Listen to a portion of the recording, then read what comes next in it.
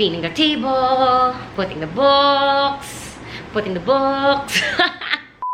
What's up, lovers? It's me again, Laureen, and welcome back to my channel. Today, I wanted to share with you guys a few decluttering tips that works best for me at my home. And you guys can easily do this if you guys want to rearrange or organize your home. Mabilis lang tong lahat and magugulat kayo dahil sobrang magmumukhang neat and tidy yung place nyo after. So, before we start, you know what to do. Please do not forget to subscribe to my channel and let's go! I actually started tidying up my apartment na rin. Na-realize ko na sobrang dami kong gamit dito because I'm really a maximalist. But most of the time, yung problem ko is, ang dami lang kalat na nandyan, tapos lagi kong iniisip, next week ko na lang gagawin. Tapos, 1 month na pala siya nandun, and then next thing you know, 3 months na, and then next thing you know, 6 months na. So now, I'm practicing na every week, if I see something that doesn't really fit my apartment anymore, tatry ko na rin siyang i-reorganize. I started with my office, and then I also cleaned my bedroom na, but that's another vlog. I'm doing a cleaning my apartment vlog, so watch out for that. But for now, I'll give you guys a few tips on how to declutter. First is to create a decluttering checklist. It's always going to be easier for you guys if you know where you're gonna start. So isipin nyo kung anong area sa house nyo yung pinakakailangan yung i-declutter first and start from there. 2 is to clear the countertop, the tabletop, or your shelves. Basically, any area that you feel na sobrang daming gamit lang na nakapile, overpile. It's better to take out all the items that are on the table na hindi nyo na alam kung ano yung mga gamit na nandun and just clean the table first and then rearrange some stuff. Now that you've cleaned your table or your shelves, tip number 3 is to get 2 large bags. The first bag is where you put all the trash, meaning yung mga papers na hindi nyo na nagagamit. Bag number 2 is where you put all the stuff that you feel like you can sell or you can donate to charity. If you feel like you're extra ganado, you can actually split those 2. So make the 2 bags into 3 bags and it's basically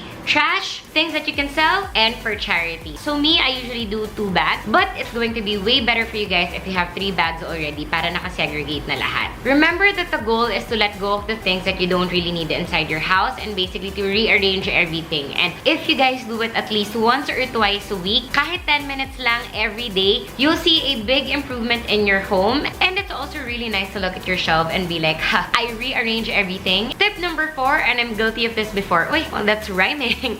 Anyway, yes, to decide now, not later.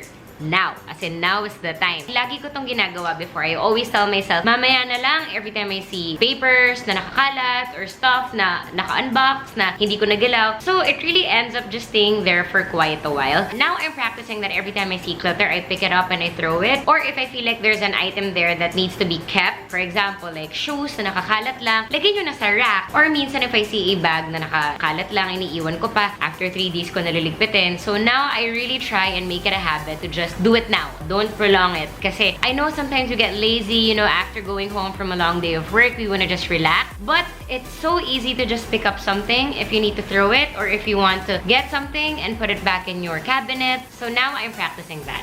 5 is to make use of your cabinets and storage. So aside from your built-in cabinets na nandyan, you'll be surprised, baskets and boxes can actually make your place look tidier and more organized. So for example, if you have a lot of notebooks just piled or a lot of papers, why not put them inside a box and place them inside your cabinet? So at least, even if you open your cabinet, it's still a bit organized. Again, I'm super guilty of that. Usually, if may nakikita akong kalat, nilalagay ko lang sa loob ng cabinet. And then, maybe after 6 months when I open my cabinet, I'm like, oh my God, ang daming gamit. Ano tong mga to? So you guys also have to consider that even if it's inside the cabinet, kailangan neat and organized pa rin tayo. So what I usually do if someone gives me a present, tas syempre naka-box sila, diba? I keep the box and I use that box to organize some of my stuff. So I have boxes for all my coloring pencils, I have boxes for all my stationeries, I have boxes for all my receipts, I have boxes for all my old notebooks na kailangan kong i-keep. I still have to check if may mga things na kailangan ko na rin itapon doon. One thing I also read online is we always think that there's a sentimental value in some of our stuff. For example, bigay ng tita ko or nagamit ko to nung nag-college ako. Suot ko kasi to nung first date namin ni ganito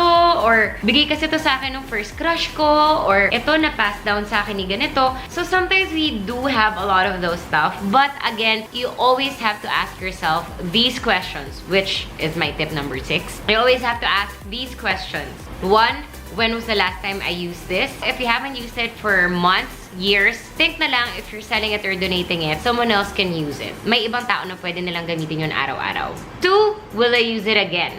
this is where my books come. I love keeping books. I remember when I was in grade school, I would collect Archie comics. As in, sobrang dami ko. Single digest, double digest, and yung mga iba, special edition pa. I kept it all until I was in college. After college, nasa akin pa rin. Until one day, I realized, yes, I did treasure all the memories. Every Sunday, I would go to National Bookstore and buy Archie comics and read it and collect it. But over the years, I realized I really wasn't using it anymore, and it was just stuck inside my cabinet for the longest time. So even if it broke my heart a little bit, I donated it because for me, other kids can also read that and feel the same joy I felt when I was reading the book. Always remember that the goal is really to declutter, meaning to let go of the things you don't really use or need anymore inside your house. And again, sa start lang siya mahirap, but once you get the hang of it, it's gonna be easier. And also, once you see that your place is neater, ang sarap and ang fulfilling ng feeling. And the last tip is to play music. Hindi na siya decluttering tip masyado, but it really helps if you play good music. Nakakaganado siya. And if you also have family members or let's say your siblings who want to declutter with you, mas masaya siya, the more the merrier, right? And with good music,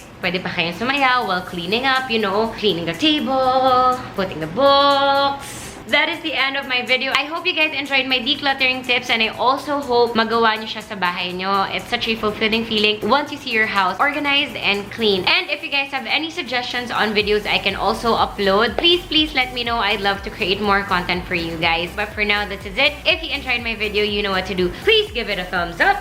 Do not forget to leave some love, comment below, and most importantly, subscribe for now. Bye, guys!